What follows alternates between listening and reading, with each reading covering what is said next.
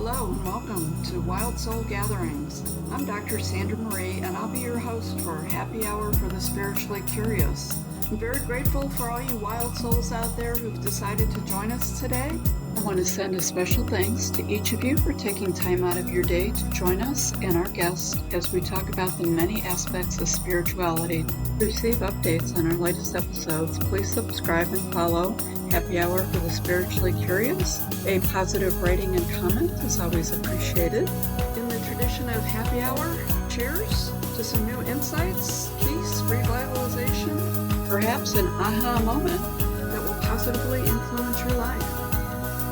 Welcome to Wild Soul Gatherings. I'm Dr. Sandra Marie, and I'll be your host today for this episode of Happy Hour for the Spiritually Curious. Today on our show, we're going to have Mary and Anthony. They're the owners of the Positive Pineapple located in Cleveland, Ohio. Positive Pineapple also has a global following, especially in Australia. And I am super excited to share their story and their work with the listeners. Welcome to the show, guys. Thank you. Thank you so much, Sandra. We're happy to be here. Yes, we are.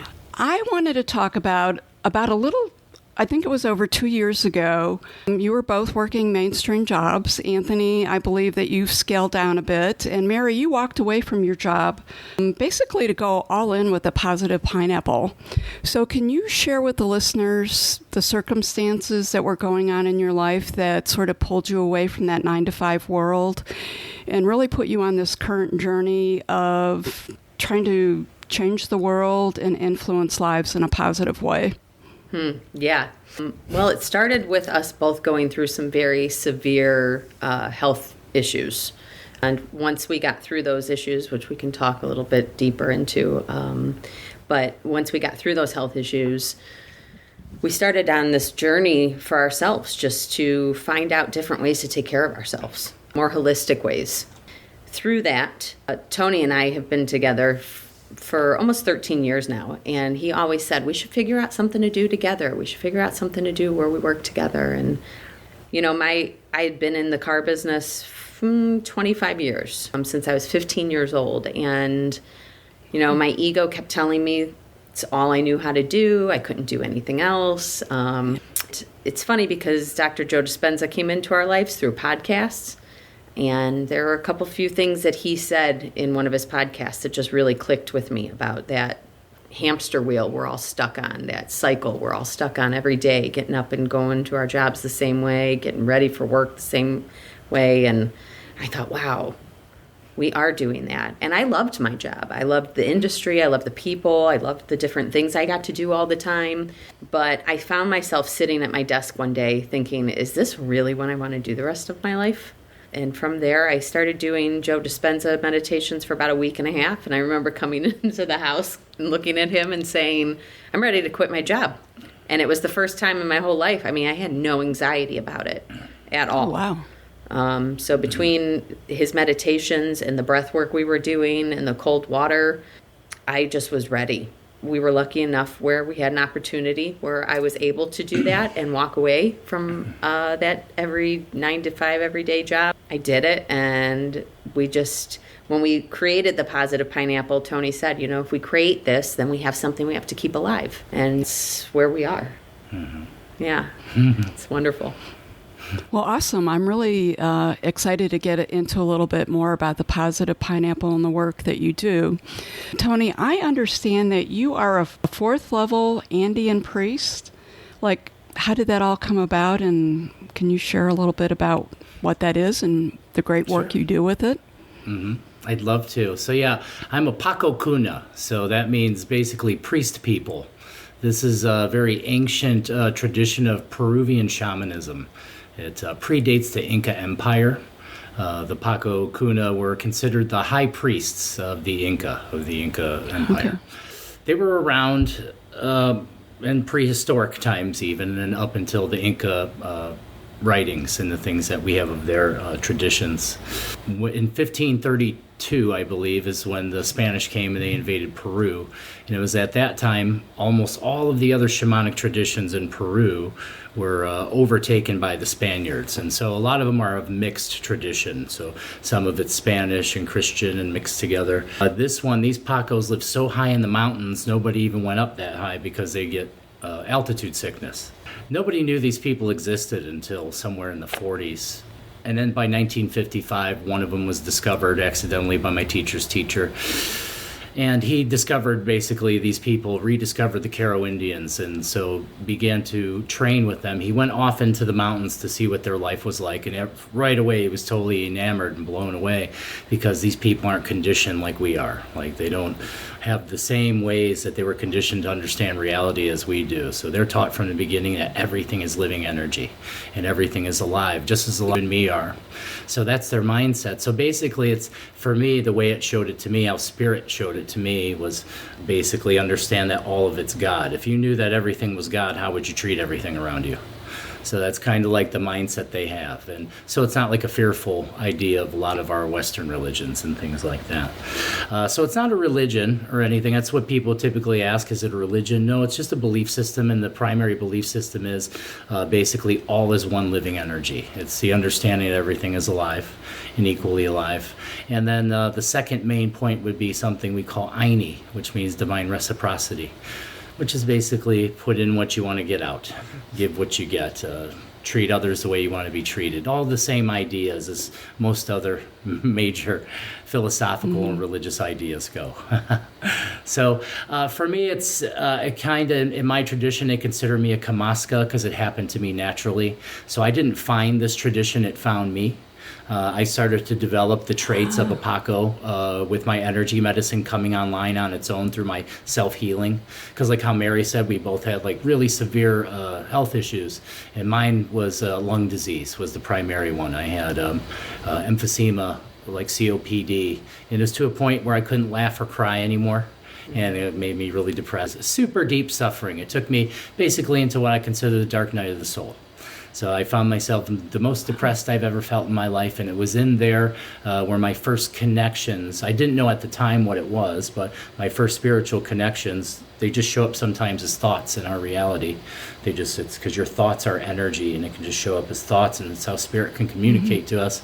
And I got the idea of, why don't you just try thinking more positively?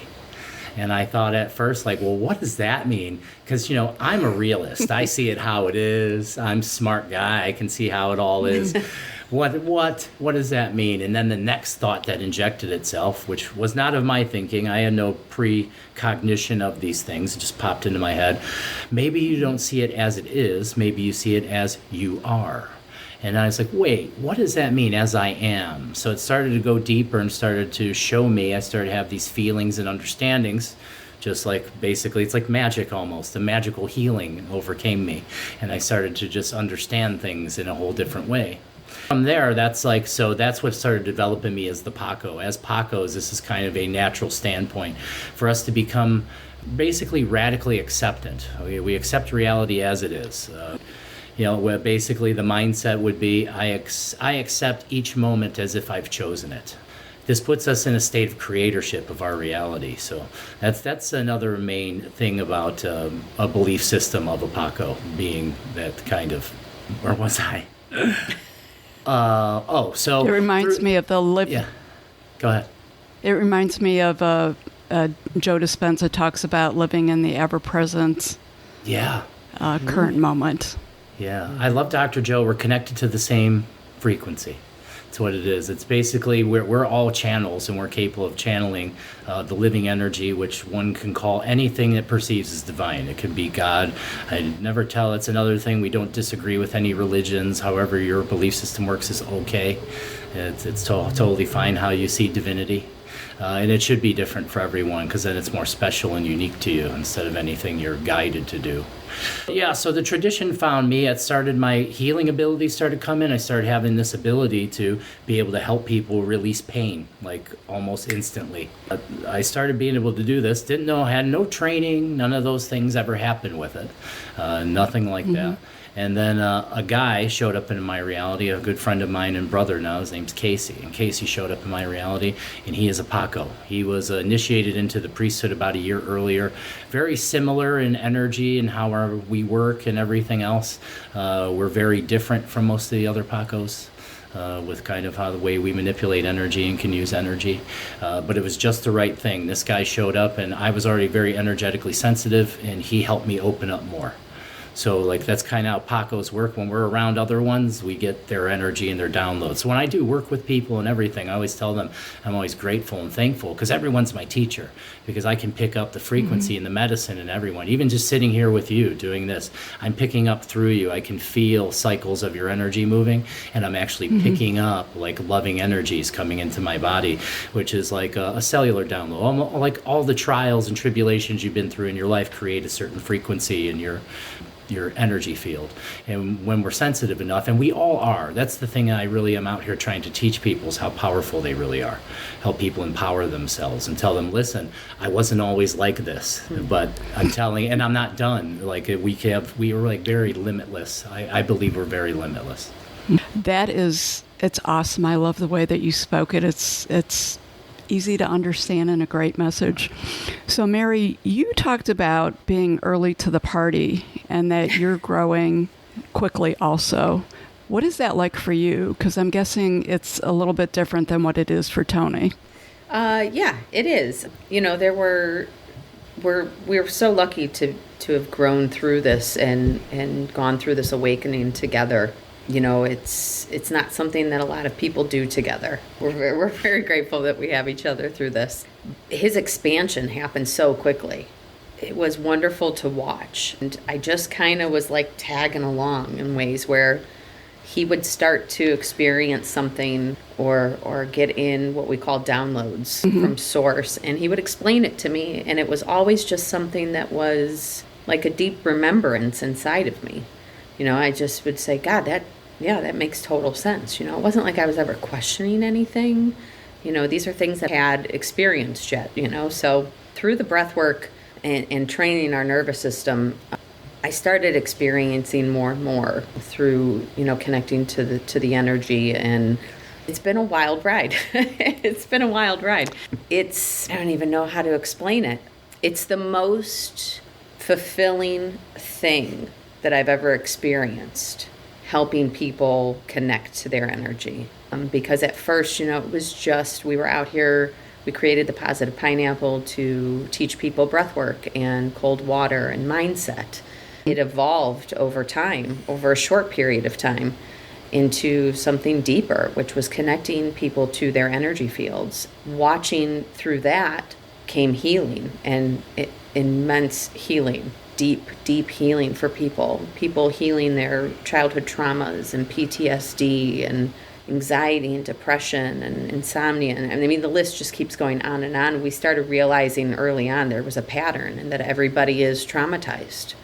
You know, we just naturally, it just happened that way. It just kind of evolved into us helping other people heal themselves. And it is the best feeling in the world. Yeah. You know, like it never gets old. Yeah, you guys, it sounds like everything's happening really quick. And I did want to expound on one thing. I know when we had spoken and you just mentioned that everyone's traumatized. Sometimes I feel like people think that doesn't include me. They think Correct. of some big event that was, you know, horrific kind of Correct. thing. And when we were speaking, you gave some examples of how everyone's experienced trauma, even as a child. If you were in a room and your parent walked out and you were afraid because you were in this room alone, that's an imprint of trauma. So that a lot of the trauma in people's lives is very simple and probably I'll say that they forgot it, but if you start speaking about what all these different things were, they would be flooded with memories. So I did want to share that just so that folks know that this includes me, like I'm part of this also. It doesn't have to be some, you know, big newsworthy event. It's everyday life type of events. Right. So I know that you felt call to build a community online, and it's called the Light Club, and that when you titled it, it was off of a famous movie. Do you want to talk about that a little bit? Yeah, I love that movie. So yeah, it's based off a movie, Fight Club, which has Brad Pitt and Edward Norton in it. And basically the movie is pretty much like a psychological thriller. What it comes down to is at the end, basically the guy has like split personality disorder. is kind of what's going on. But he was able to create a character in his mind that was far more powerful than his original beliefs of himself. So basically what he did is he created himself a higher mind, is really what he did in the movie. And so by watching that, what it did is it kind of opened up my mind a little bit. Like, I started to bring the realization that, we're playing characters. We're playing these characters. It's based off our belief system and who we think we are. Who do you think you are, kind of thing. And that's what creates the idea of your being. And what I did is start to like that movie, not when I first watched it, but it was some time after, I started understanding more what it meant. And it started to kind of flower. That's kind of how I experienced the expansion of my consciousness, is it kind of just comes in on its own. I'll have these feelings, ideas, I don't know what to call them, epiphanies, I don't know. And then it just turns into like an understanding, a new understanding. I can't tell you how it got there. I didn't think about it before it got there. It just becomes an awareness. So that kind of all like played together. It played together, and then it showed me that anyone's capable of being anything they want to be. That's kind of what it means to me in that aspect. So I said, well, instead of fighting, because in a way, that's what they were doing in the movie. They were getting people together. They were bringing a community together. And even though they were fighting, they were sharing energy. And that's what it was really about. So I was like, well, in that reality, if he can have Fight Club, in my reality, I shall create Light Club. And then so I just saw that. And so it's just, so in the movie, one of the lines is, the first rule of Fight Club is you don't talk about Fight Club. And in the movie, that's kind of a joke, because when you tell someone that means they're probably going to tell someone about it. Right. Okay? So he told them that way. So in Light Club, it is, the first rule of Light Club is tell everybody you can about it. Tell everybody. If you had a good experience here, tell everyone. That's the first rule of Light Club. So that's kind of why we named it that. It was just kind of fun. Like, it's just, even like the reason why we named it the Positive Pineapple, it had to do with that first set of awarenesses I came into, where the spirit told me to think more positively. So positive popped open my pineapple, and by positively, what really happened is I became acceptant of my reality. I saw my abusive childhood, my entire past, to become something that was given to me instead of something that happened to me. I started to see it as a gift, and that's all I did was change the way I'm looking at it. And that's kind of the way I try to teach people to change their mindset, because even if it doesn't make sense to you, because there will be resistance. If you were to say to yourself, for most people, if you say to yourself, I accept each moment as if I've chosen it. When one says that to themselves, it exposes anywhere that there's resistance within the energy field. You'll feel it. You'll disagree. There'll be a disagreement. But wherever that disagreement is where we're choosing disempowerment to externalize our power. And it's a misuse of energy. So even from a standpoint of, even if you can't feel energetically, from a standpoint of logic, it makes no sense to think any other way, because any other thoughts will disempower you and separate you from your true being. It's fairly simple what we need to do to change as human beings. It's just hard to shake the program. That's the biggest issue. So it's just like I'm trying to do the same things as all the other people out here that are trying to help people are doing. Give them good, tangible ways to have an experience. Because it doesn't matter what you tell someone, they have to have an experience. So Dr. Joey takes you into deep meditations. He does some breathing too. We like to use breathwork because it's so powerful in our change and how we've seen now. We've had this beautiful thing to be able to see hundreds and hundreds of different people across the globe work with us and make these massive changes. And the first thing we teach them to do is connect to their breath. And right from there, it sets off a chain of events. Physical health starts to increase, mental, emotional health starts to increase, and then what comes up is after you work it for a while, you're connecting to your nervous system in a new way. You begin to connect to the nervous system that's beyond your skin, the quantum field of living energy in which we are all made. And as we do that, each one of us that works at that, we're growing, all of us. It's all growing. So it's a beautiful collective work. Even just us here, I can feel that through my connection to energy. Us just being here doing this podcast, opening up to create information for people and open the mind, we're already doing very beautiful work. It's beautiful work that spreads out into consciousness in all directions. We can get into the breath work more, because I know we talk about like sort of what the modality is with it. And you do a morning breath on Facebook 3 times a week, I believe, where you're doing that. And you did a Facebook Live for the last supermoon called the Buck Moon event. So Mary, you had sent me an email and said, hey, by the way, we're doing this, I think at 7 o'clock tonight. And I just happened to open the email right before it happened. Coincidence, right? Not. So I jumped in on that. And I was one of those people you talked about. Some folks were still left out there in that astral field. So if you can talk a little bit about the Facebook work, the breath work, and what you do, one of the things I really sort of want to enhance with the listeners is, I'm in a different state than you. We're doing these. It's all distance, but the energy is very palpable. It's very real. It was very effective. Yeah, it was. I will have to say my own personal experience was very powerful. So I want to thank you for that, and I very much enjoyed it. But can you talk a little bit about what breath work is, how that works, and how you're using Facebook and other social medias to really connect and make a difference? You want to answer some? Yeah. Well, we started off with Facebook, which, we've been blessed with a lot of connections through Facebook and YouTube. When we do our live streams, we do them usually Monday, Wednesday, and Friday, and they stream live through Facebook and YouTube at 6:45 a.m. Eastern Time. Now, people can watch and tune in live, and they can comment through the comment section, and we get into different Mondays and Wednesdays is a lot of just talking, mindset, spiritual coaching, ascension coaching, basically for people. Yeah, whatever comes up. Yeah, basically whatever comes up. We're very intuitive. We don't try to plot or plan anything for these shows, not even the group sessions we do. We don't really plan anything. We may have an idea of like a theme, like with the moon. I have no idea what's going to happen. I allow myself to connect directly to spirit and pull in the energy, and the medicine shows up, because whoever shows up, that's who it's for. Right. I shouldn't have a plan, I don't think. It doesn't seem that works right. And then Fridays, we offer free healings. So people can come on and just comment and say that they're interested in healing. And we will provide healing. We also will provide like a group healing. For people, like you were saying, the energy doesn't know time or distance. So people can tune into these live streams. They're all recorded on our YouTube page. And they can watch these live streams of Morning Breath. And if somebody has a headache and they happen to watch one of the live streams where someone had a headache and received a healing from it, they can tune into that energy and actually receive that healing. We get those kind of messages. People will watch the videos like, hey, you weren't even talking to me and I received a healing. It's because you're in the flow of energy. Yeah. So it's really amazing. It is amazing. Yeah. We try, we have those live streams, and then we will try to get on every once in a while.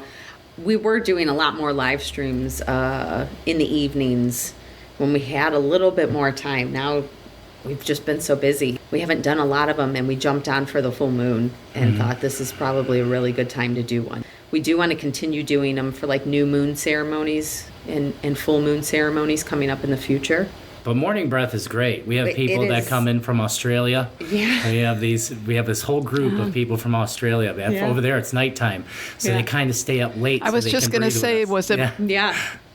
That was going to be my question. Is it morning for them or morning for you? Morning for me. It's night breath for them. It's like, and when I'm on at 6:45, I think they're saying it's about 11:45 p.m. there.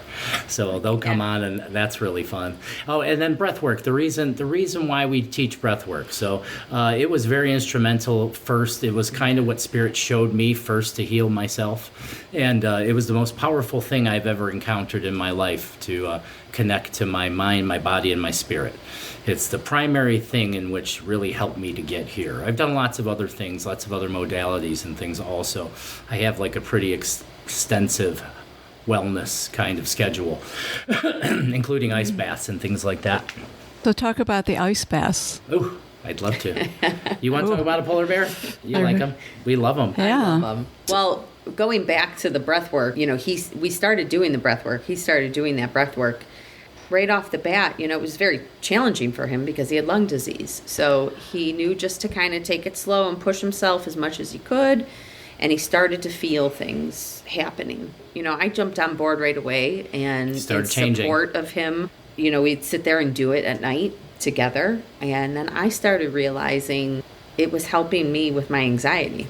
It was helping me get rid of my anxiety, which was a huge thing for me. So then we had been watching and studying Wim Hof, the Wim Hof method. And we knew that in that method, he includes cold immersion. Mm-hmm. We weren't ready to jump full force into that right away, but it wasn't long. It was like a couple months, 2 months or something after we started breathwork that we decided to start taking cold showers. Yeah, I was still pretty sick at the time. Yeah. So I still had like lung disease. It was starting to get better by then, and I was still on like 4 medications for high blood pressure at that time. So I was pretty afraid to get in the cold. I had these ideas that the cold water was going to kill me, and that's what my ego was telling me, trying to stop me. I just didn't listen. Well, and it's challenging because, we tell people about cold water and how powerful of a tool it is. And everyone's all, has the same reaction. Ooh, I can't do cold. I hate cold, like. Hey, take a cold shower. Ooh. We were the same way. We were scared, it's uncomfortable. And who wants to stand in a cold shower for a couple minutes? And that is all you need is 2 to 3 minutes to receive the full benefits. We thought it would be fun. And we bought a stopwatch to hang in the shower so we could figure out how long we were staying in for. And so then it kind of turned into like friendly competition, which was fun, That's great. That is great. Also, it helped us, So then we found other ways to help us in the water. I used songs. He used songs sometimes. You just play music or play a song and know that the song was like 3 minutes and 30 seconds. And so you just try to stay in for that whole song. Yeah. Things started really changing then. I mean, the cold water is another tool where it really hits you on all levels, mind, body, and soul. It can purge you heavy emotion right out of you. It can turn people into complete laughter fits or pull out heavy emotions, make you cry. I mean, there's so many benefits of the cold water, but when we decided to invest into a deep freezer and convert it into an ice bath, that was a whole nother level. That was a whole new level of training. Yeah, yeah, it was. Yeah. It's definitely changed our lives. So I'd say the biggest tangible benefit for most people when they first start cold immersion is doing 3 minutes in full cold. So that would mean right now this time of year, shower might be a little too warm, might be above 60 degrees Fahrenheit. So as long as you're below 60 degrees, and science points specifically to 57 degrees or below, and you spend 3 to 5 minutes in there, you will increase your dopamine by 250%. Which is the equivalent to cocaine minus the stimulant. Very, very powerful at increasing dopamine. And it lasts for how long? Yeah, 7 to 12 hours after your plunge. And that's all it takes. So it takes 3 minutes. You're willfully being uncomfortable for 3 minutes. That's the first thing. So you're training the mind to accept being uncomfortable. This really teaches us a good way to handle stress, right? So I'm accepting that I'm going to be uncomfortable for 3 minutes, and I can do it. So when you first start doing it, like Mary says, you try to find ways to distract yourself, a song. So now you're dancing, you're with the song, you're not with the water, you're with the song, right. And that's how it starts. And as you move along, you start craving it because of how you feel afterwards and how everything feels great in you afterwards. And then it comes to a point where it started communicating kind of with me. I started realizing, I can go into the feeling of the water. Then I just started having all the sensations of my body. Like I would feel the sensations of my body and be able to just control how it feels, basically. But I just realized that's when I realized right then it was showing me that I was starting to train my nervous system in some sort of way, because I became very aware of my nervous system. I could tell, oh my gosh, there's these things that are changing in the way things are being controlled, the way I'm thinking, the way I'm perceiving reality. And that all tied into my earlier awakening, my understanding that my perception informs my reality. However I decide to look at it is how it is. So as soon as I started paying attention to that, the dopamine started changing. Body was still healing at a very fast rate, because getting in the cold water, plus it works your vascular system. It was really powerful for helping me heal my high blood pressure, is using the cold water because of how it works with the vascular system. You have 80,000 miles of blood vessels in your body. You could wrap that around the earth almost 4 times. How is that all controlled? It's controlled with something called smooth muscle, which is basically nearly billions of tiny little muscle fibers that open and close your blood vessels, constrict and dilate. Also, you have endothelial cells. Well, these things never really get used, because we're running into our warm car or warm house. We're not actually spending time outside getting adapted to cold, and especially going into cold water, because cold water, that's why we use it. It works a lot better than cold air because it transfers heat 25 times faster than air, and it's about 830 times as dense. So it takes away your heat really quickly, the water does, way faster. If you just stood outside, which I do, I go outside and shovel the snow in just my swim trunks. I'm sure the neighbors love it. I get honked at sometimes and stuff, so that's fun. Being out there in the cold, you have to be out there way longer to get the same effects because of just how deep the water goes into the tissue of the body. It really shoves all the blood to the middle of your body. It shuts off all of the exterior blood vessels. It puts the body in survival mode, but this is a good form of survival mode because this is actual survival, not mentally generated survival from our incessant overthinking that creates tension and starts to open our sympathetic nervous system. This is working. You're actually teaching about how to face actual stress. And then when you do that, after you do that a whole bunch of times, you start to notice the things in your life that were stressful all of a sudden aren't so stressful. And now you want that cold water even more. And then you go in there and not only can you feel and connect to the water, you're grateful and you're thanking her. You start to become, like in my tradition, we see the water as a Mama Unu, is what we call her, Mother Water. She's a very powerful, divine feminine nature being in our tradition. And water has memory, and that's a very powerful thing, and it can be cleansing and very helpful to you, especially if you're willfully connecting to it. Mm-hmm. That's why even like in, biblical terms, it's ask and you shall receive. You got to ask. There's stuff all around us within our energy field that's open and available to us. We're just kind of blind to it, and we don't know how to ask. So if we start to ask, and that's basically how we got here. We didn't know it was happening. It kind of happened organically. I was asking. I was pushing myself into the field and asking. I started asking these things I could feel around me for more information, and we both did. And as that happened, you start to connect to this field of living energy in which everything is made. The quantum field is what they call it now in this term, in this time. In the ancient times, they would call it the ether. In my tradition, they call it the kausai pacha. That means the animating essence of all things is what it means. It means the same thing. It's all the same idea. But now we're living in a time where physics is proving mysticism. Especially now with CERN, the things they're doing, causing hadron collisions, discovering new particles and how things are going together. They're actually so far have been very instrumental. There's a lot of people out there that think CERN is something bad because of some stories that go around that they're opening up gates to hell and all these things. These people are actually very highly conscious people, and they are making changes to reality. That is true, but not in a negative way, in a very positive way, because what this will do will help open the minds of more human beings, because most of us are held back by our understanding of science and what Google feeds us. So we believe that's our reality and our truth. So what happens when Google starts agreeing? What happens when mainstream things that people are connected to start to agree?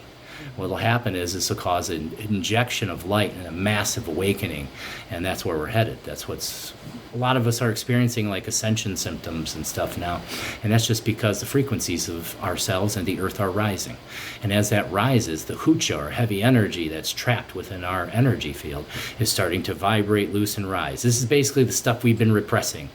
And like how we were talking earlier, not everyone's aware of their trauma because they have an expectation of what it should be, instead of understanding that the majority of your trauma is trapped in your subconscious mind, and that's going to require you to connect deeply to your nervous system and potentially have to work with a medicine person like myself, and there's others that are capable of helping people access these places, because it's not time.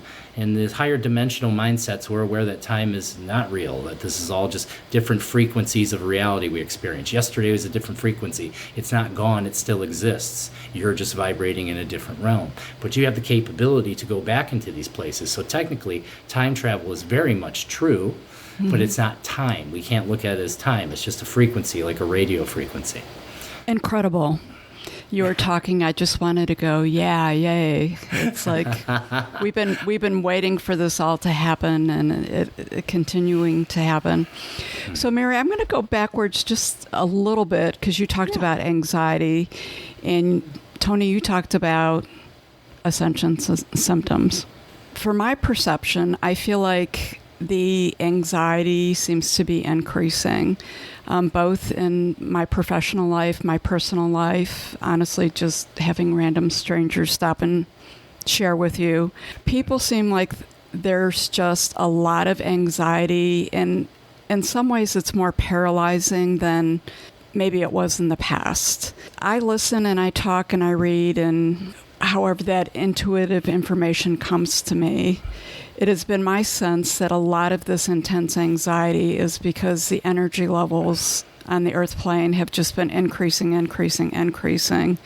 And, we have a lot of different astrological events and solar flares and multiple things happening all over the place. Or some people just watch too much news and, are on the computer too much. What are your thoughts about the anxiety and sort of what is driving what feels to me to be this massive anxiety in the world right now? Yeah, we started noticing it with people just showing up and coming to us saying, either my anxiety is just increasing like tremendously, or people that had come up to us and will approach us and say, I've never had anxiety before and now I'm filled with it and I don't know what to do. And it's basically, with that rise in frequency, your nervous system is not tuned up. So your nervous system is your antenna to that source of frequency and energy out there. If you don't tune your nervous system, you cannot take in that it causes chaos, basically. Mm-hmm. People who have never experienced anxiety before are starting to experience it. We noticed early on that people were just awakening, having random awakening symptoms where they would just start noticing life differently and start asking questions, because people that go through these steps of awakening, you get to a step where, one, you feel lonely. You feel like there's nobody else you can talk to. That will cause anxiety. It'll cause you to think that you're crazy. The things that you're perceiving, the things that you might be feeling or taking in from, energy source will start to make you question yourself. But these are normal symptoms for everybody to go through this awakening. We're so lucky to be able to be there to help people through that, because we went through it ourselves. And like I said earlier, we were experiencing all this together, but even though we had each other, we still felt lonely at the beginning, and we kept thinking, where are all these other people that are experiencing or understanding what we're going through or what we're experiencing? Through, I think it was meditation, Tony said one time, we have to be those people. And that kind of swings back to you saying early to the party. We have to be those people for the other people that are basically coming online and awakening and, having a growth in their consciousness, because people are, with that expansion of frequency and that increase in frequency, people are just waking up at very fast pace, and it's flipping their world upside down, and they don't know what to do. They don't know how to handle it. But as far as an anxiety goes, I never was one for medication, so I never got on anxiety medication. When I started using the breathwork, I started realizing, I sat in offices full of women around me. I would be at work, and as soon as my anxiety would start kicking in, people think anxiety is, this panic attacks. And no, anxiety is just incessive overthinking. You're constantly overthinking. You're identifying with those thoughts that are in your head, thinking that they're you. And you're falling victim of those thoughts, because it's basically ran by your ego, which is always focused on negative what ifs, the worst case scenarios. When you start to get into your practices and start training your nervous system, you start, especially with breathwork. Breathwork is huge at creating space for you in between those thoughts so that you can disconnect from them and know that those aren't who you are. Your thoughts aren't who you are. And that gives you this space for you to be able to start changing, not attaching, but taking that moment to bring your awareness to whatever the thoughts are, asking yourself, okay, why am I having these thoughts? And then you bring your awareness in, and that's when that moment you can change your thoughts, and you can change your direction and where you're going with your state. Yeah. And when I'm sitting at work, I'm finding myself being overcome with anxiety. I would literally just slow down. And I had women right behind me. And I would just slow down my breath as slow as possible and as quiet as possible, just the longest inhale and the longest exhale I could. And just slowing my heart rate down, telling myself that I'm safe, because your mind is constantly putting yourself in that fight or flight mode. So when you remind yourself that you're safe, you can go back into rest and digest mode, and it slows your nervous system down. And that was helping me through everything, bringing my awareness to why am I having this anxiety? What is causing this? And at first, I wasn't doing it. I was just using the breath work and just using the breath to slow myself down, try to take control, say, okay, I did my breath work, and now I can move on with my day. But I kept finding myself in that same pattern, that cycle of anxiety over and over and over again every day. And then Tony brought to my attention, if you don't start asking yourself why, you're never going to break that cycle. So then I started implementing that question, which is so important, is to, when you're feeling overcome or overwhelmed with anxiety, to stop and just take a moment when you can, you know, sometimes when you're in those modes of anxiety, you're so overwhelmed that it's hard to bring your awareness in, especially if you're first beginning these exercises and these practices. Even if it's, 5 minutes in or 5 hours in, as soon as you can bring that awareness in, to ask yourself, why am I having this anxiety? Or what is causing me to have these thoughts? Or even if you don't get an answer right at that moment, you're sending that question out into your subconscious. And it's going to come back to you at some point. And then every time you start to have anxiety, it gets easier and easier, quicker and quicker, that your awareness starts to come in. Because you're actually training your brain instead of falling victim of those thoughts, that overthinking that occurs in our minds. Which is all nervous system. It's all nervous system. Because that's like on the deepest level is what our biggest medicine is for most people, is training their nervous system, how Mary was saying. So we're beings of frequency, and we take in information from the field around us. That's kind of how this meat suit works. We're we're part of this being that has a nervous system. And that's the thing. People ask me, Anthony, you talk a lot about training the nervous system. Why is that so important? And I'll point out the obvious. Well, you're not actually experiencing reality. You're experiencing your nervous system. Everything that's happening that you'll ever experience and will experience is happening inside of you. That's really where it's happening, through this thing that you're able to sense reality with, or your idea of reality. And then that kind of most people are stumbled by that for a moment. What? And that takes a little while. But then as it kind of sets in and you start realizing, it starts off as a concept, but the more you allow that to bounce around in there, it's like, wow, that makes a lot more sense. And then when you start to realize that, then you'll start to realize that your nervous system is how you're taking in reality. If you can change the way your nervous system works, you're going to change the way you take in reality. Mm-hmm. So if you're having some issues, and that's typically where, anxiety arrives. So take it deeper. Anxiety is a word. It's a diagnosis. So if you go beyond the diagnoses and you go into the symptoms, what are the primary symptoms? I have incessant compulsive thinking. That's at the basis of all anxieties. I can't stop thinking. I can't stop worrying. And even when I'm not worrying, I'm aware I'm worrying is what's happening. Because the body, what happens is, as soon as the mind goes into that sympathetic nervous system engages, fight or flight mode turns on, and now you're in a position to fight or flight, not to rest, digest, learn, none of those things. Heal, cuts us off from our ability to heal. That's why we have so many health issues. That's why there's so many issues. It's just because people are trapped in the sympathetic nervous system is what's happening. And if you can learn how to start to change that by altering your nervous system, which at the deepest level, the things we do does. That's what breathwork does at a very deep level. Not the first time you do it. You'll notice something and a big change the first time you do a really good breathwork session. And, it's as it progresses. I've been doing it now daily, many times a day for years now, and I'm not going to stop because it's still growing. It still expands.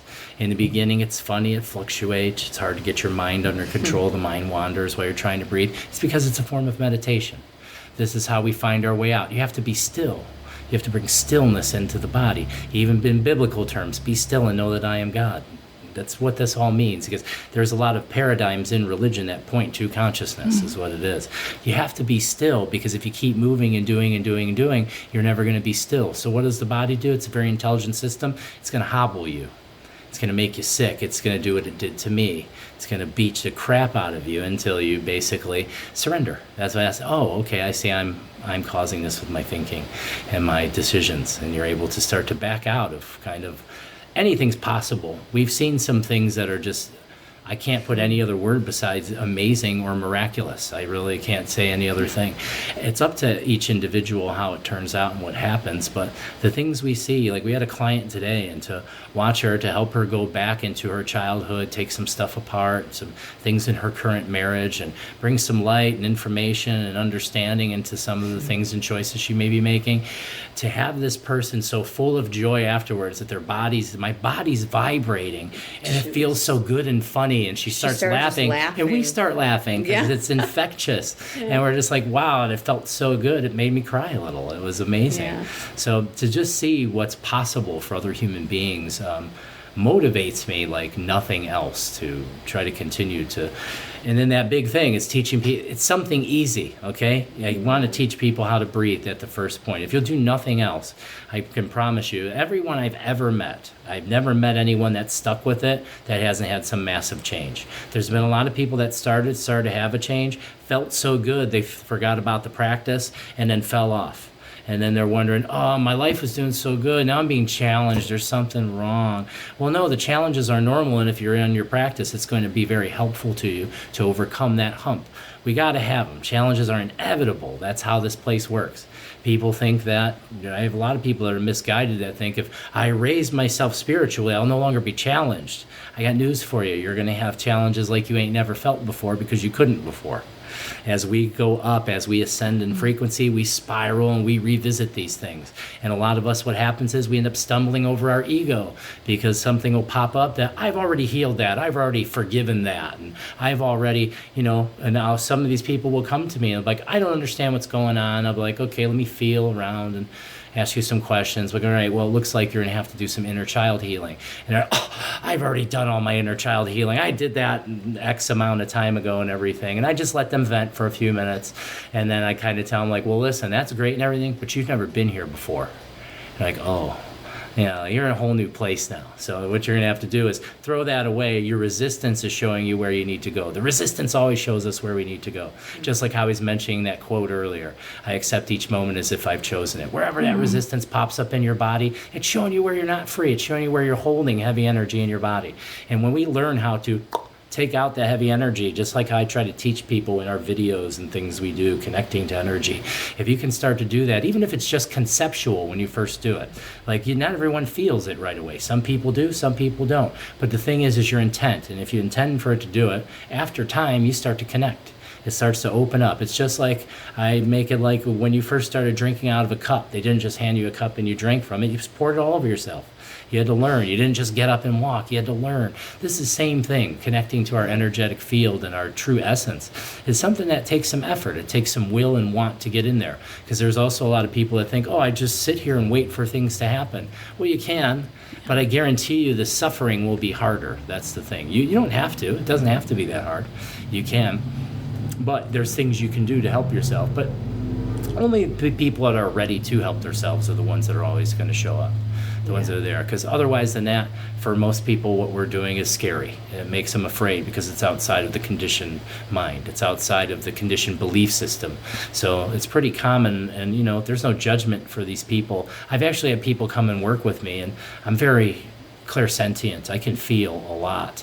And so when they're with me, sometimes I'll be talking to them like, it's okay that you feel that. And like, how do you know that? I'm like, it's okay. And I'll be like, I can feel right now you think I'm crazy what I'm saying. And they'll be like, listen, you don't take that personal, do you? I'm like, of course not. It's not your fault. And then I confide with them and I tell them, hey, when I first was coming online and my clairsentience was turning on, I didn't even want to tell Mary because I was scared. Yeah. I was like, there's supposed to be something wrong. There's something going wrong. I don't think I want to tell her, until it started to come in deeper. And then I really understood, until I started to really, I see what's happening here. I'm being communicated with by living a field of energy that's around me because I've shut off my mind from constantly being stuck inside of itself. Yeah.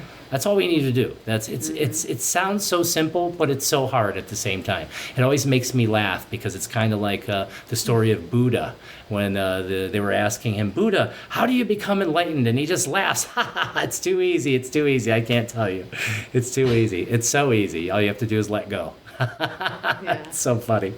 Well, and the one thing I want to touch on with the nervous system is part of the conditioning of, when we talk to people about how powerful breath is and how it can transform your life, we get the same reaction from people. I've been breathing my whole life. What do you mean? I've been doing this my whole life. And it's like, yeah, well, that goes back to your nervous system. We're taught that you can't control your nervous system. We're taught that you don't have control over your nervous system. For me, when Tony was going through his illness with COPD and the high blood pressure and everything else, gosh, you had all kinds of things going on, arthritis in the hips, all kinds of things. I had all of a sudden, my body was just starting to misfire all over the place. 2 years of going to see every specialist and having multiple tests, sometimes done 2 or 3 times because everything kept coming back normal. I was starting to have pain, phantom pain that nobody could find on any scan, so I had exploratory surgery. And 2 years of this, I had probably like 15 or 17 symptoms throughout that span of time. And we actually figured it out because of a test that my neurologist ran. And you're talking about copper. Dysautonomia, right? It was dysautonomia. Yeah. When you have a high level of copper or heavy metal, it usually attacks an organ. Mine was attacking my nervous system and my brain. To have your nervous system under attack like that and to just be completely misfiring and doing just the strangest things, to go from feeling very, very lost and defeated because the medical system was, every time I'd go to a doctor and I'd start telling them why I was there that day, they'd get overwhelmed quickly and just say, whoa, whoa, whoa. And they'd cut me off and say, why, what can I help you with? And I would look at them and go, all of this, like I'm trying to figure out what's going on with my body. And they just wanted one symptom to treat with a medication. Through two years of that, I never took any of the medications because I had so many symptoms all on my own. I didn't want to add symptoms from medications. Learning to be able to have control over your nervous system after losing full control of your nervous system was a gift. You didn't have to twist my arm or drag me or just sign me up. That was one of the most defeating, scary times of my life. And I had, through those 2 years, watched people online that had dysautonomia. And I watched them, and it was mostly women. Over 90% of them are women, usually in their reproductive stages or ages. I watched them every time they'd go to the doctor and they'd get put on a new prescription. Then they'd be back a couple weeks later and they'd be still sick, or they'd go into the hospital and then they'd be in the hospital for a couple weeks, and then they'd have to have surgery. People were being put on food bags, So as this is happening and as my symptoms got worse, I thought, oh my gosh, that is what my life's going to become. Through the universe, we were able to figure it out. And Tony was able to figure out where I was getting it from and how to safely detox me. When we started the detox, it was 2 days and most every one of my symptoms was just gone. Wow. It was amazing. Wow. When you talk about the nervous system, we're trained you don't have control over it and stuff. We don't even think about it. People normal day to day, you don't think about how important your nervous system is. You have no clue. We have no concept of how important it is. We're caught up in that day-to-day stress of everyday life and going to work and making money and paying your bills and doing this with your kids and making dinner. And we aren't taught how to properly take care of ourselves. Coming out of that and then getting into these practices that we realize, like, oh, we're training our nervous system. Even balance training. We've come across somebody where we met who teaches people balance training. That also is training your nervous system. There's different ways out there to train your nervous system. And we teach people all the time. We tell people, Tony says, I'm not your guru.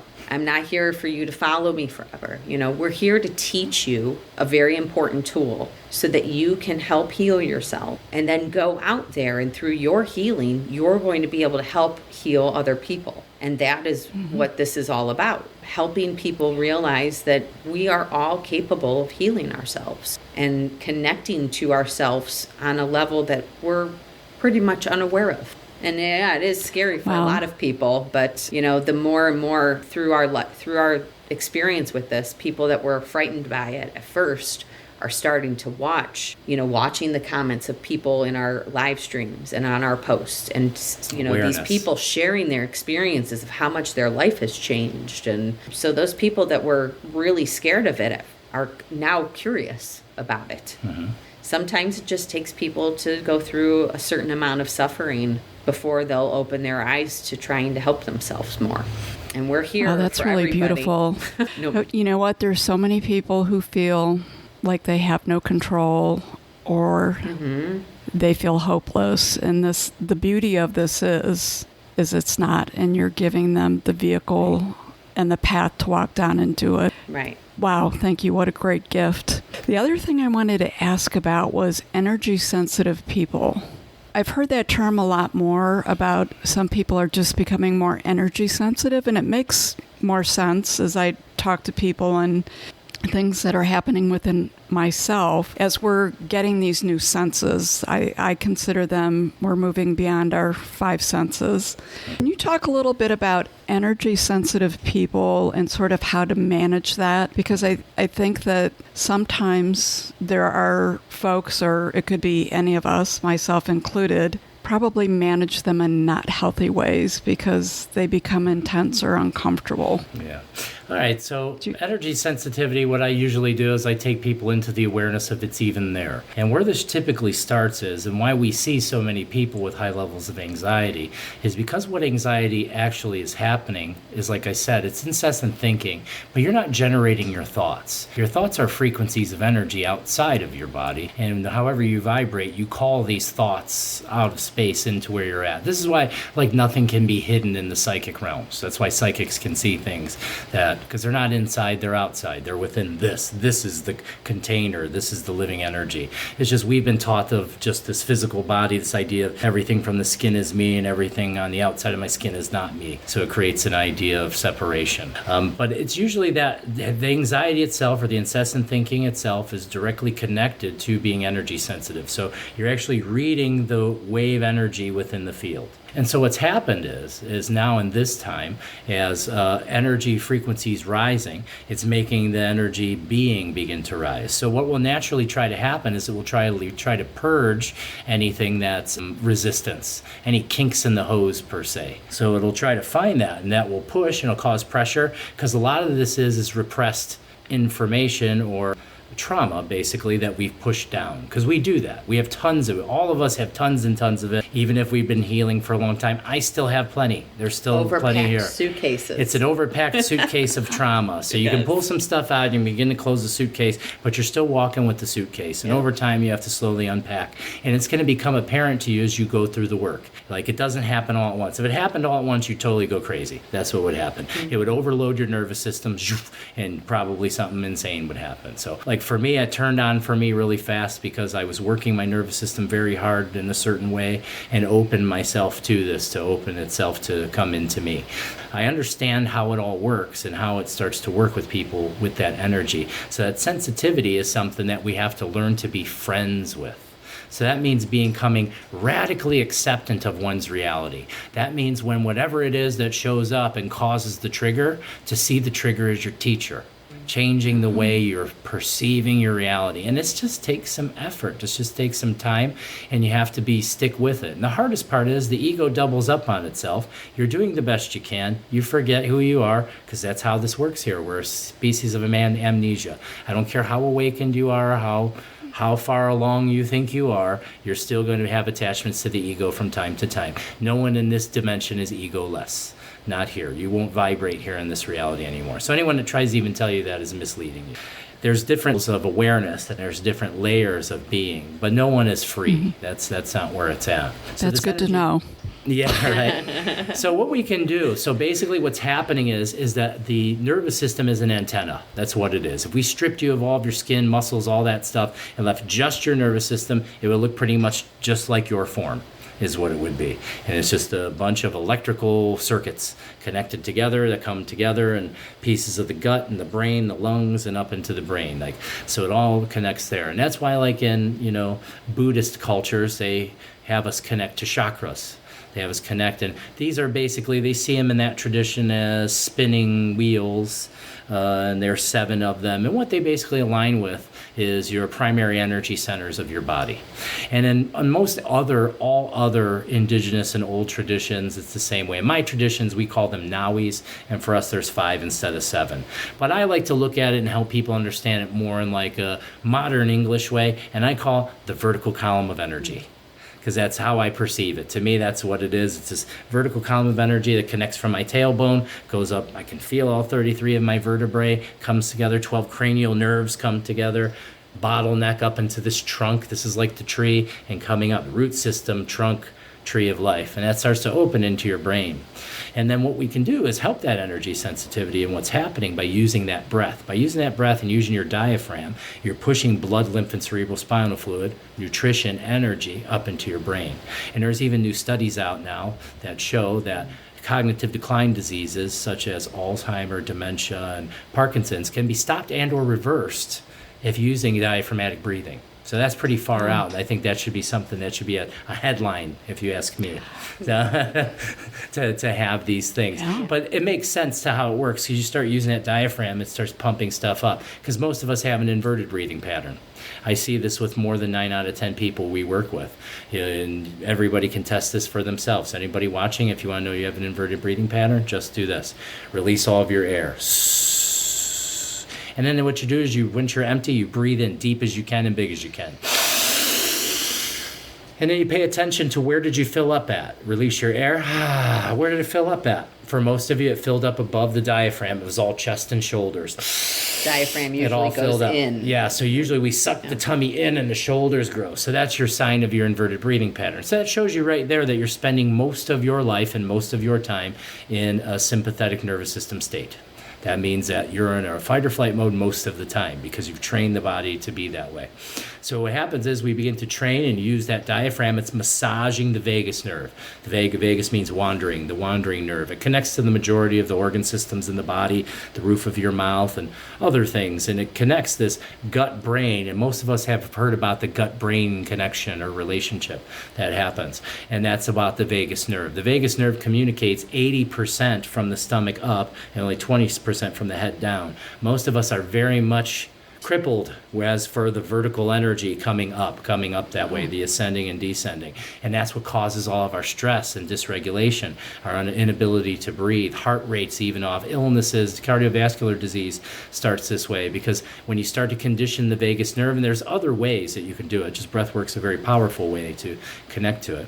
You start to create vagus nerve, that starts to get into like what Dr. Joe Dispenza calls heart-brain coherence. You start to get coherence between this part of your body where there's neurons and everything in your lungs and heart and connected to this brain. We've been taught in our conditioning through school and everything that brain, this is all that controls everything, your brain, the top. The brain is all that controls everything. Well, your whole body's a brain, and that's where the energy, say, think of yourself as a tuning fork or an antenna, and now you're just within a signal that's stronger than it's ever been. And as that strong signal enters the vibrational field of your inner body, it's starting to loosen up everything that needs to go. But the thing is we hold on to it because we're afraid, because we think if we let go, that means we have to die.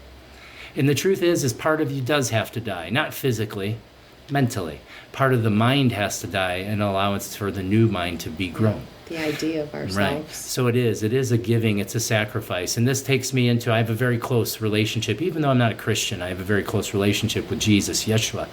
He's a very powerful spirit guide that showed up in my reality and taught me about forgiveness, is what he showed me in my reality. Which he just from being kind of guided right there to talk about forgiveness. It's one of the biggest things that holds us back as human beings is forgiveness. We can't find forgiveness, and it's mostly because we don't forgive ourselves. And it's a really hard place to go. So bringing in the forgiveness to the self is always the first place, and usually is the first step for most people. Then after that, it's bringing forgiveness out to those that have hurt us. For a lot of people, that's the first place they go. That I did. I opened up first. As my heart opened up, I forgave the people that hurt me first because I was becoming acceptant of my reality.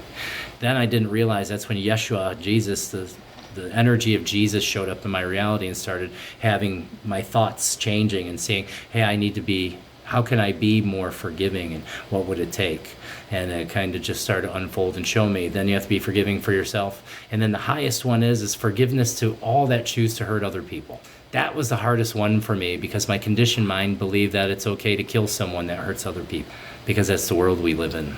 But then that takes me right back to the whole idea, we're all one living thing. It's all this one living thing, and everything's God, even the person I judge or believe they've done something terrible. Because the truth is, everything that happens has to happen.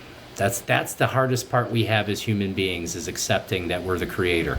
Mm-hmm. If you understood you were the creator, if we understood all the time, full time, all the time we were the creator, we would never suffer because you'd be in full agreement to your reality. The only time we suffer, the only time anxiety gets the best of us, depression, overthinking, any of those things that gets the best of us is when we're disagreeing with what is, saying it should be some other way than it is, or if I would have did this, this would be different. This is fantasy.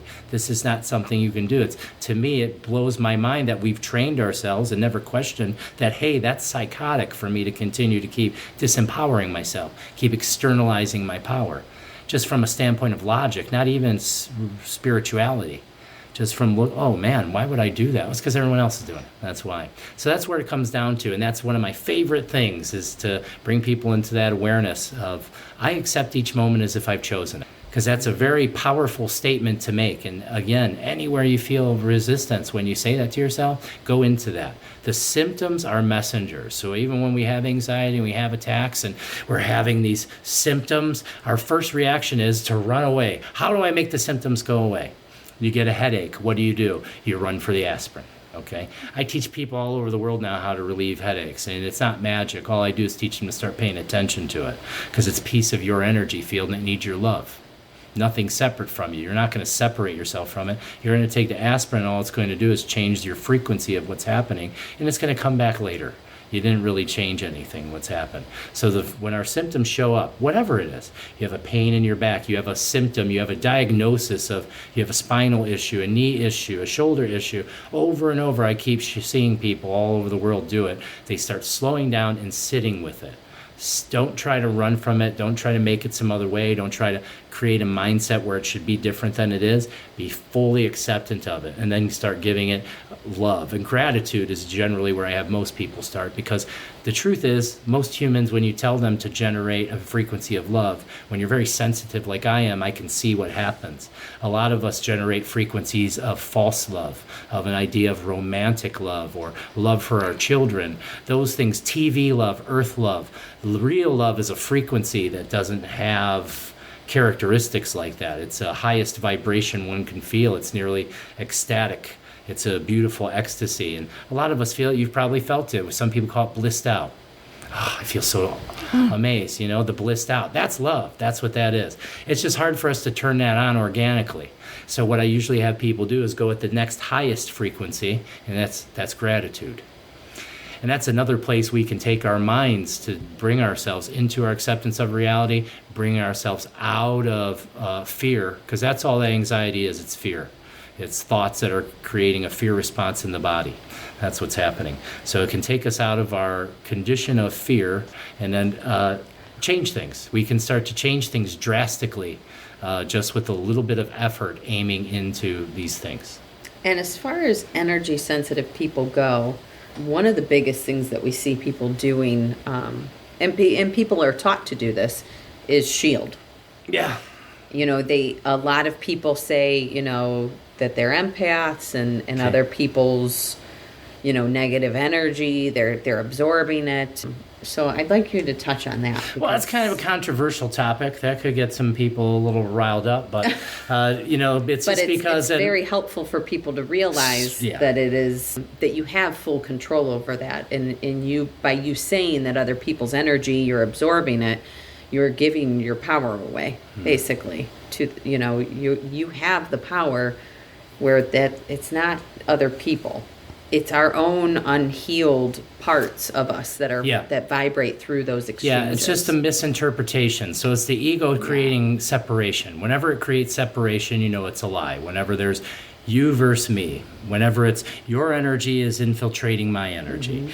Well, this isn't true. It's all one energy, and that's just a third dimensional mindset. It's just a place that people have to go. You have to shield until you don't have to anymore. Shielding is kind of a natural process. I didn't really go through that because I didn't have human teachers. So I didn't have anyone to indoctrinate me with fear that I have to protect myself from myself. That's not something that happened in my reality. And I'm a fourth level priest. At the fourth level, that means fourth dimensional. In the fourth dimension, we do not polarize. There is no light or dark. We call it light and heavy, but it's just all frequency. It's a light frequency, a heavy frequency, or a tight frequency and a large frequency. That's the wah, wah, wah. Two different frequencies is basically all we understand and see at that level.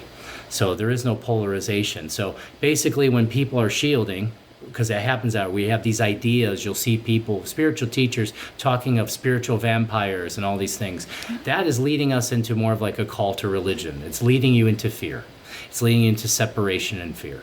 So it's just a stage. It's a stage people have to go through, and healing works in a stage like this, very cyclical. It starts off when something happens, you're a victim. Why did this happen to me? How could this be? This should be some other way. I don't agree with my reality. Victimhood. We're in victimhood. And as we suffer for a while in victimhood, and we're like, I'm tired of suffering, we start to change. And not everyone, some people enjoy their victimhood. The ego loves being a victim. It loves it. So if you stay identified with that, you'll stay there. But if you find yourself suffering and you don't want to be there, we usually move into warrior mode. Warrior, survivor. Survivorship. I've survived my conditions. I've survived this thing that was against me. So which is good. This is more empowering, but you're still polarized. So now there's still something against you. You're not one with all things. That takes us into the third level of healing. That starts to open the mind. This is kind of where I take people into healing. I'm not exactly effective for people that are unaware yet. I'm more helpful at bringing people into a higher dimension where they're tired of being in that mindset. Some people are identified as warrior too and want to be there and separate from things because it makes them feel more powerful. But this is the ego. The ego creates a separation. The next space is moving into creatorship. At creatorship is when you reach radical acceptance. My reality didn't happen to me. It happened for me. Everything that happens is given to me. Nothing's been taken from me, and I can't lose anything, and I have nothing to worry about because I've never been born and I will never die. I'm eternal. I'm made of energy. All I'm going to do is shift.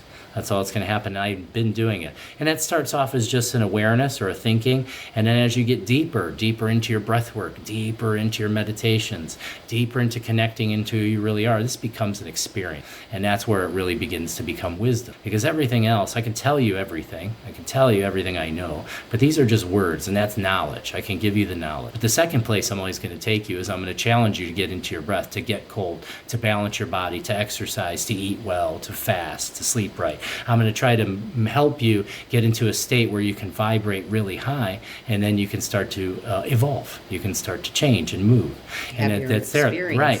That experience shows up. You start having experience, and then it becomes real for you. It's the experience that starts to lead you instead of just thoughts. And as that experience, because that's the two things you need for wisdom. The fuel for wisdom is knowledge and experience. With those two things, it's wisdom. But we live in a world right now where most people think only knowledge is wisdom. They think that Google is wisdom, whereas it's just information. This is only one part of the game. That's all it is one part of the game. So we have to go into our feeling and have to learn to connect.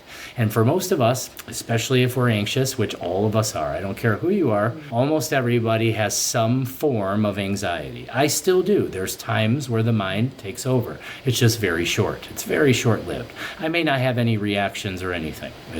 It'll happen. But I'm aware of it trying to happen because I'm part of a collective consciousness. None of us are separate. We're all one living thing. But it's about getting into there and slowing down the brainwave rate. This is the most powerful tool you can do, and that's why we combine these ancient technologies of breath work, and then I use my energy sensitivity and things I've been doing to connect to one living energy and start mixing that together. And it's kind of a hybrid mode. It's this thing where you're putting two things together, where you're breathing and also connecting to your energy. They're two things that happen at once, and this supercharges that nervous system. And I've been working with people all over the world and watching them expand, like working with someone who's already very clairsentient or semi-psychic. You work with them for a while, watch their energy expand, boom, they're at a whole new level of being. Or I work with a Reiki healer. That's already a very good and powerful Reiki healer, except for I teach him or her how to direct energy more than channel it. It's because you're stronger if you don't run it through your nervous system.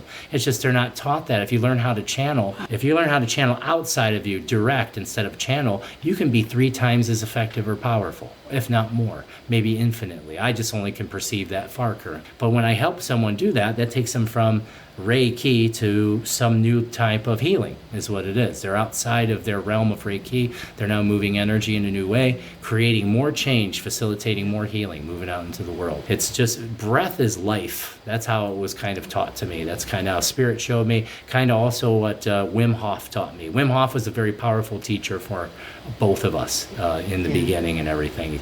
Very, very powerful. I took all of his courses and everything because I had this plan where I wanted to be a Wim Hof instructor until it got to the point where you have to sign the papers, and then I realized, well, I have to be part of his son's company because Wim Hof's company is actually his son's company. There's a lot of rules, and that would probably take me out of being able to do shamanic healing and things that I'm doing because it wouldn't be represented under the brand. So it was at that time I made a different decision, and it kind of all worked out because I was right on the edge. It was either I was going to follow what's calling to me, and I was going to go into this apprenticeship that I was given. I was given a scholarship into this apprenticeship of the Paqo Kuna tradition. When they found me and they could see what I could do, they wanted me to come along. They said, okay, we want you to come along. And so they brought me with them. It was either going to be that or I was going to become a Wim Hof instructor. But then when I read the limitations, the other one called to me more. The other Paqo Kuna tradition called to me more. And of course it did, because I've unfolded and started to remember.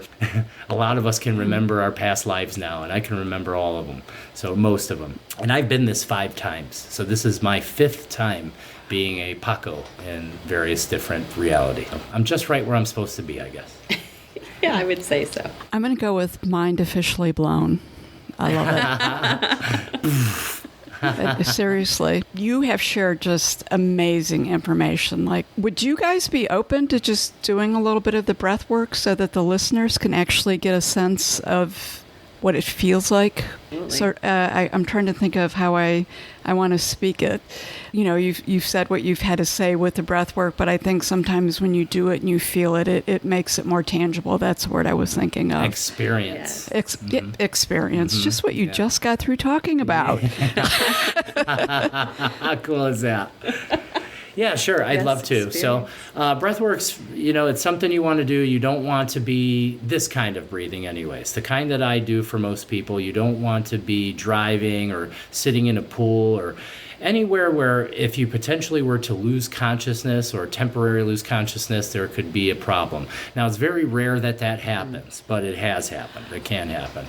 Well, I will say after that Buck Moon meditation, I think that's actually very important advice. Yeah.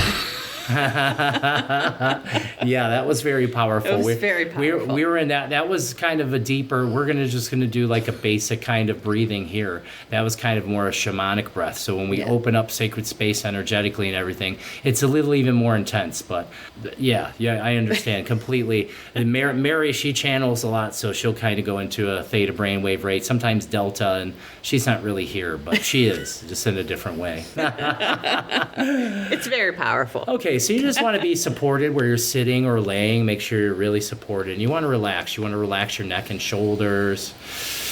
You want to just think about relaxation for a moment into your body. Bring relaxation into your chest and your back and your hips and your pelvis and your legs and your knees and your calves and your ankles and your feet, your hands and your face. Everything just relax, releasing all tensions and pressure. It's always good to start out relaxed. And then my favorite style of breath work is called smell the flower and cool the soup. It's a beautiful way for anyone to begin to learn how to connect to their diaphragm. And what I have most people do is I have them put at least one hand, if not both hands, on their tummy, just above their navel or somewhere around there. And what I do is I tell you to connect a line or a pipe between your nose and your hands. And what I want you to do is just a little priming here. Connecting your nose to your hands. See if you can breathe through your nose and fill up just at your hands. And then out through the mouth. And then breathe into your hands again. Feel your belly rise. As you inhale, and as you exhale, your belly drop in. Again, this takes a little bit of practice. Expand the tummy and release.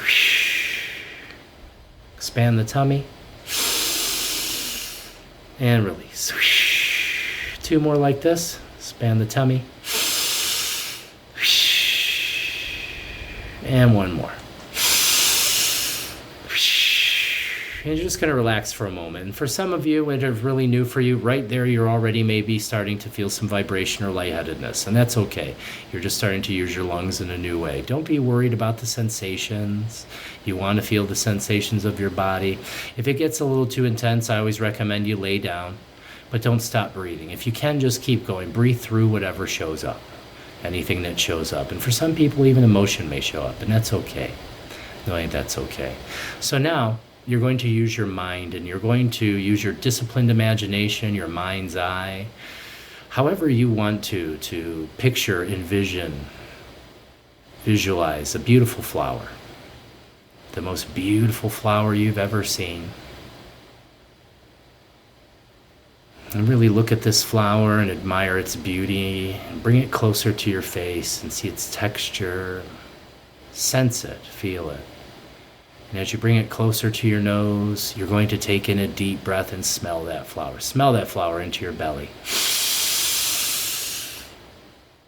And then you're going to exhale through pursed lips like you're cooling off hot soup.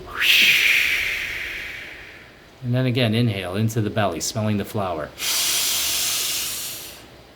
Pursed lips, soup. Flower. Soup. Flower. Soup. Flower. Soup. Continuing to breathe like this. And as you continue to breathe, even though I'm talking, you're breathing. And with every inhale, you're trying to fill up from as low as possible. Filling up deep into the lungs, into the belly, up into your chest and head, then releasing. So basically having the awareness, you're like a wave. You're breathing in, belly, chest, head. Just continue. Smell the flower. Cool the soup. Smell the flower. Cool the soup. And now what you want to do is make your breathing more intense. You want to make it more aggressive. Speed it up a little.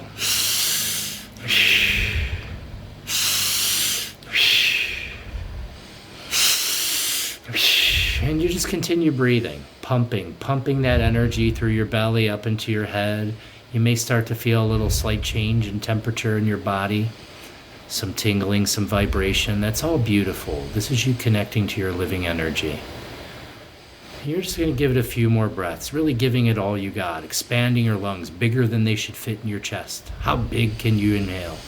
How big can you go? 3 more. 2 more. 1 more. Deep breath in. Hold it at the top. Big as you can. Big as you can. Hold.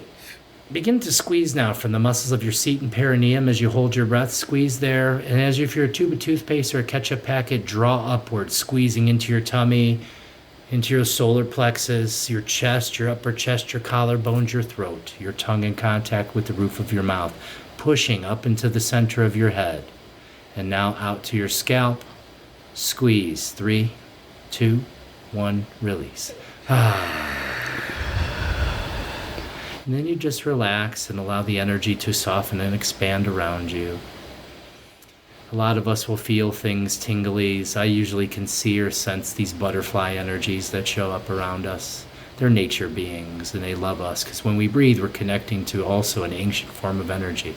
Breathing is a lot more than just breathing. It's our connection to our life force, to our chi, our prana, our however one wants to see it, the universe. It's quite powerful.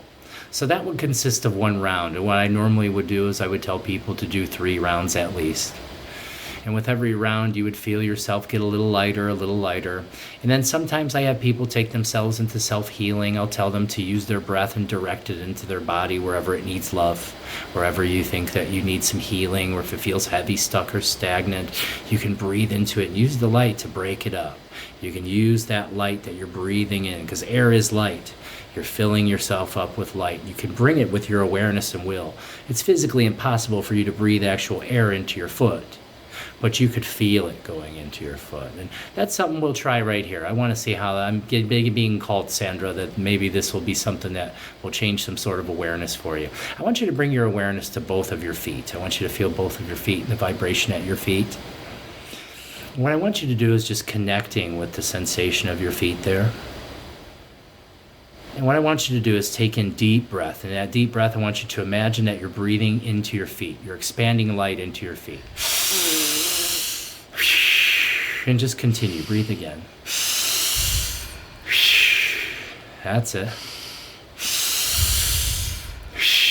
With every breath, you're bringing more light into the feet. They're starting to vibrate, get softer, get lighter. And now I want you to imagine that your feet is what you're breathing in and out of, not your nose and your mouth, but you're actually drawing in and releasing air through your feet.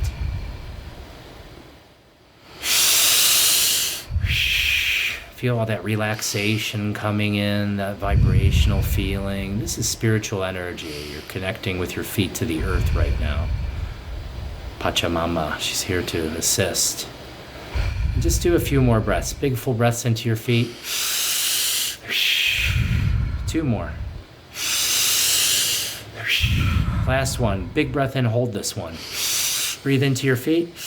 And I want you to squeeze all of your awareness. Just bring your awareness, your full attention and concentration to your feet. And as if you could squeeze all of this energy that you've breathed in into your feet. 3, 2, 1, release. Just relax for a moment. Just pay attention. Just give all of your attention to all that vibration, that expansion. It's like an oscillation I can sense coming off of your feet now. A whum, whum, whum, whum, whum, whum. And a very solid buzz. And if you wanted to, this is a healing energy. If you wanted to, you then could tune yourself. You then could ask that vibration that's in your feet, you could then will it or ask it to start to move up your legs and begin to make your whole body then vibrate at the same rate that your feet are. This is tuning, nervous system tuning. And it takes some practice.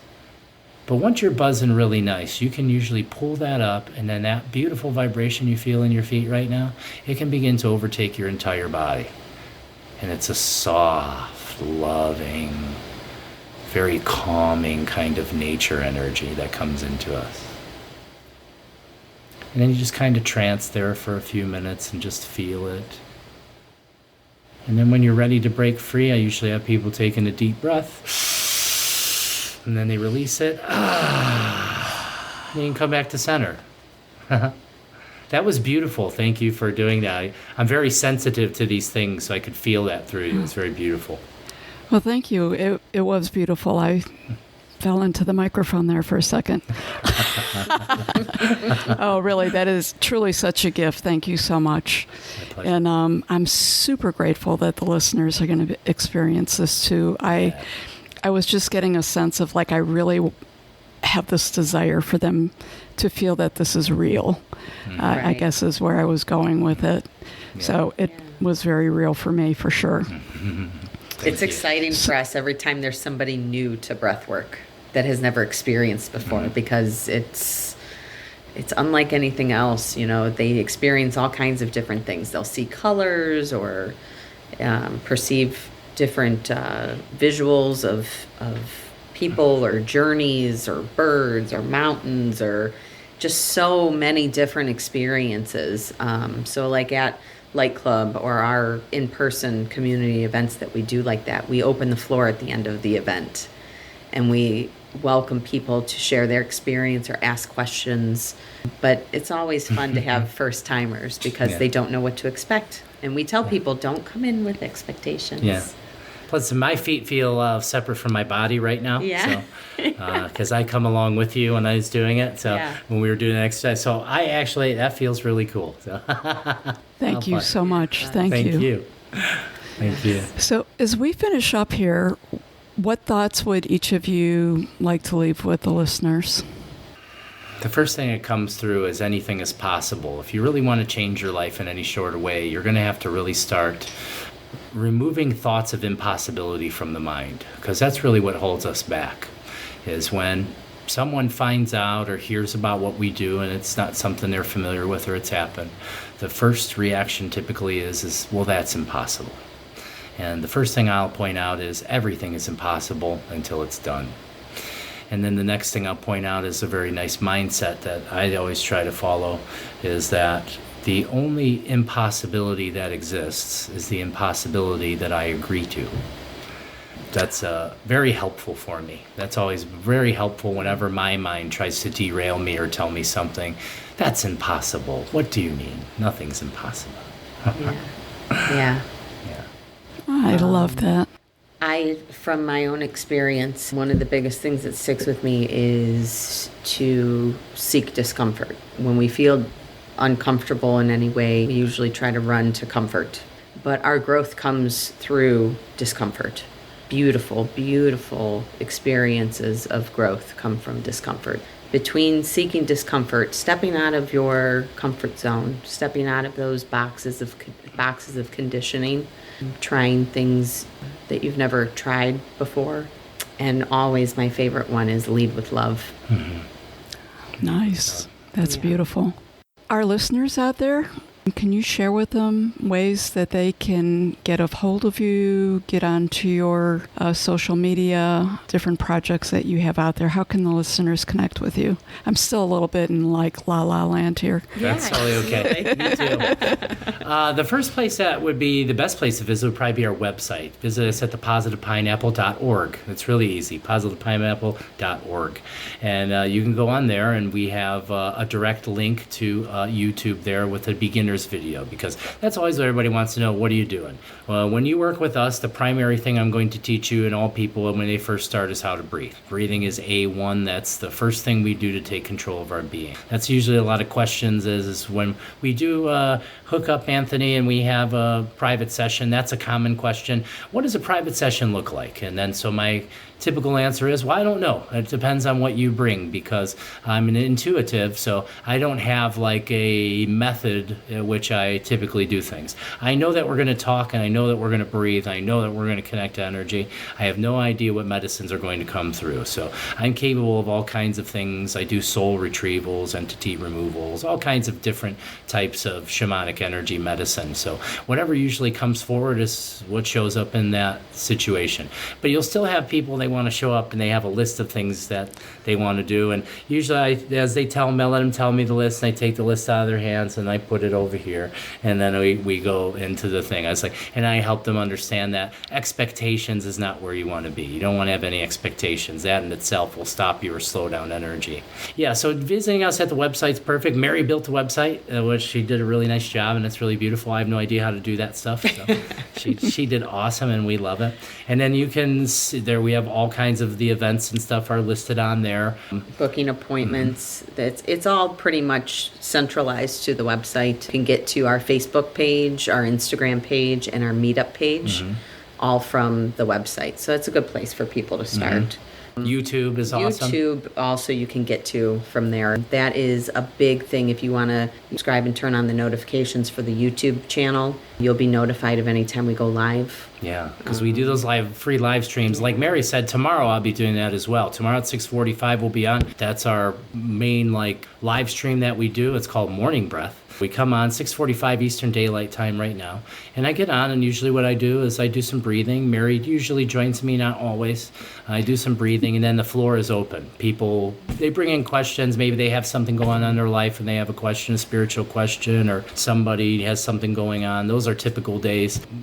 Something may call through me. What happens is I never know what's going to happen. Something may call, and we go into some sort of medicine where we have a group healing right there on the stream. And then Fridays, what I do is I usually just open up a little breath breath work, and then I open the floor for free mini healing. So anyone that shows up, and it's amazing how we can facilitate healing through so you'll get to see all kinds of cool stuff. Someone may show up with my wrist hurts, my shoulder's bothering me, my back hurts something, or I'm sad or something. Whatever shows up, it could be anything. And it's always something amazing shows up. And we work with these people and we just do like a mini healing for them. And I use the collective energy of all the people that show up, our soul family. Everyone that shows up, we consider them, you're part of my soul family.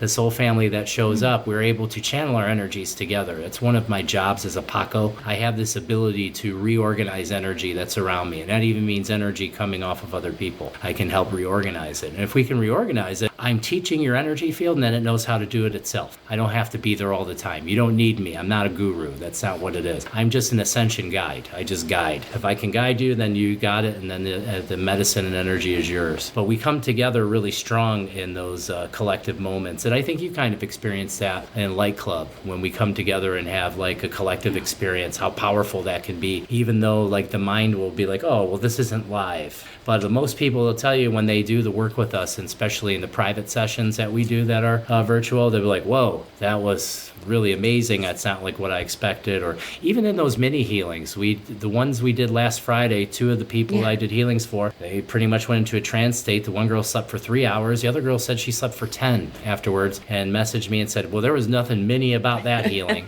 is what she said. She had a really powerful emotional release. Those things are really awesome, and that's where we want to get more people involved in that community because it is a sense of community. And then we can keep doing more of our donation-based work that we do out here in public. We have like all kinds of events happening. Like we have Old Brooklyn Nutrition. We go there. I think we'll be there this Sunday. So that's really cool because then people can just come. It's donation based, so we always say give with the energy you wish to receive. Some people give $10, $20. Some people give $100. It all depends on how they feel. Usually it's after they're feeling really good and they want to give you more is usually what it is because they're so happy with what's happening. And then what we do is we use most of those funds, we use it to help other people because we offer healings for everybody regardless of income. So people all over the globe come to us. There's lots of people that are stuck and have absolutely nothing. And if you help them, they're your friend for life. They're with you forever. They're close to you now, and it's connected. And there's different ways people help us. They can help us by sharing, help us by promoting us to some degree or something. Or a lot of people, they'll have such a huge change afterwards. Even if they paid for a session, they'll want to give more because wow, I can't believe how different my life is. Then they want to donate more money because they want to help out. Wow, I want people to experience what I've experienced. We've had people right on the live stream gift someone a session. Go around like I'm going to buy you a session. I want to give you one. That's how much they want to help other people. So it's that collective energy that we try to bring together because singularly we're amazing and we're limitless, but together we create miracles, and that's where we need to come. We need to continue to come together. Yeah, building community is so important for us. Yeah. So positivepineapple.org, Facebook, Instagram, all those things you can find. We're trying to be everywhere, accessible to everyone. So that way we can be found. Because like Mary said, we couldn't find anybody. And we started started finding things and started finding other parts of the spiritual community. Some of it just doesn't resonate with me because it's cultish to me in some way. So I don't really get involved in some of these styles and ideas. So I try to look at, so we're going to have to be our own people. We're going to have to start something where we want people to be free thinkers and heal themselves. That to me is the most beautiful thing ever, to see someone change. The physical healings, people are like, oh, that's so beautiful and like glamorous that you can do these physical healings. And I just disagree. To me, the most beautiful healings are what happens after the physical healing. When you help someone remove their pain, then all of a sudden a new awareness comes in. Consciousness is the biggest awareness. That's the biggest, they're giving awareness, helping someone step into their awareness. To me, that aha moment, seeing the lights come on inside of them, that to me is the deepest form of healing. And to me, that's what love is. That's what real love is.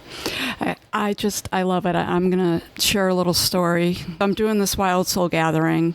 I bought this farm. It's a place to build a retreat. And I have just been compelled to do this for decades. Just didn't do it because I was living life in the other world. Basically, I'm just going all in and doing it. And what I share with my family and the people around me is I know this is what I'm supposed to be doing, not exactly sure how this is all working or what's going to happen with it, but I know that's what it is. And then I woke up one morning and Spirit gave me this message to do a podcast. And I'm like, a podcast, really? Like, Okay.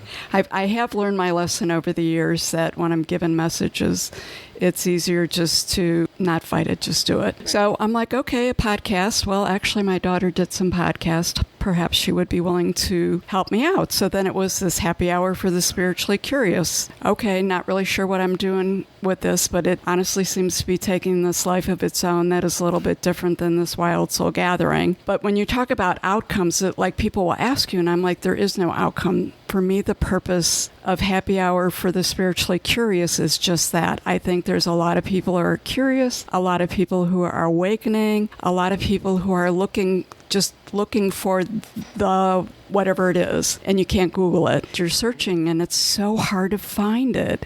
And different things resonate for different people. And as we're finishing this up, I'm like, this is it. This is the reason why I'm doing this, because it's going to introduce this to so many different people. And the people who are meant to hear it and resonate with it will, either now or later. Yeah. Thank you. I'm just super excited. And that's the other thing that's really interesting is I have to tell you, people have flowed into my life like out of the clear blue that are just in line with this whole project. Just sort of like how we met. It was random, but not, right? Mm-hmm. And it's vibrational pull. It's just sort of like, I'm sort of still giddy from our little session, but this is it. It's great. So I just want to absolutely thank you guys for being here. Thank all of our listeners for taking time out of their day to join us. And most of all, I want to say to everyone out there, please embrace your wild soul. And thank you guys so much. Thank you so Thank much you for this so much, Sandra. opportunity. This has been beautiful. I'd like to thank our guests for joining us for this episode of Wild Souls Gatherings Happy Hour for the Spiritually Curious. To find out more about our guests, how to contact them, or detail on this episode, please see our show notes. You can also visit us at our website, wildsoulsgathering.com. We would love to hear from our visitors what you thought of this show, what you would like to see and hear in the future, questions you may have. Go to podinbox.com/happy hour for the spiritually curious. You can leave either a voice or traditional message for us.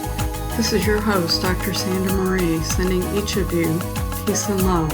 Until we meet again, embrace your wild soul.